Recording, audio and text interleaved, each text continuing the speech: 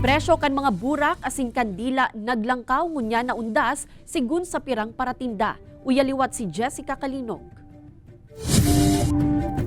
Ngunya na mismo an aldaw kan pagbisita sa mga kampusan to. Alagad ang mga kabuhan kan flower shop na inisa nabwa Camarines Sur. Urog pasubuot na nasibot.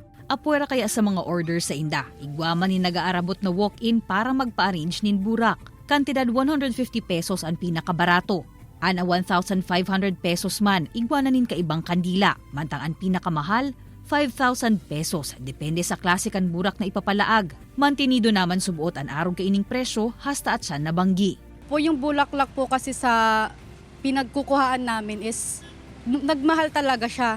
Lalo na't undas po ngayon. Kaya yung mga ginagawa rin po naming bouquet is tinataasan rin po namin ng presyo kasi ayaw naman natin malugi. Ninhuli sa mahal kan arranged flowers ngunyan. Sinda Nanay Marieta na dating floral arranger sa simbahan, nagsadiring gibo na sa naman kaini sa may pansyong na mismo na sa indang lalaagan. Mas barato na, mas mapapagayon pa ang gibo. Dinadaran mi na lang digdian mga flowers para diretso na. Kung mata-transport pa kami, mararaot pa. Sa daraga po na mo binakal init. Kundi naman kaya kan bulsaan sang 200 pesos labi na fresh flowers. Sa banwaanin pili, igwanin mababakal na kantidad 40 hasta 75 pesos na, nagibo sa crepe paper.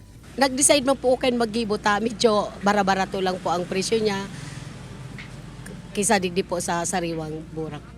Siguro po, dahil po ba siya matagal kasi maoran, pero pag nilagan pong plastic, siguro medyo mahaloy-haloy man.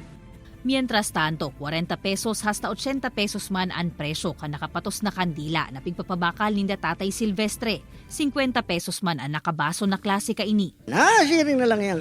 Ini kaya, kung gurano na pagkuhan na mo, gatikat na patong lang, yun na yan. Magin sa probinsya nin Catanduanes, mahal naman ang presyo nin burak na tuminaas nin triple. Ang Malaysian moms, nasa 80 pesos na ang pidaso na dating nasa 25 pesos na naman. Kabaliktaran kan bentahanin kandila, maluya ang barakalan, nagmahal pa ang presyo nin 5 hasta 10 pesos. Kaibanan si Gerald Gandia, Jessica Kalinog, Balitang Bicolandia.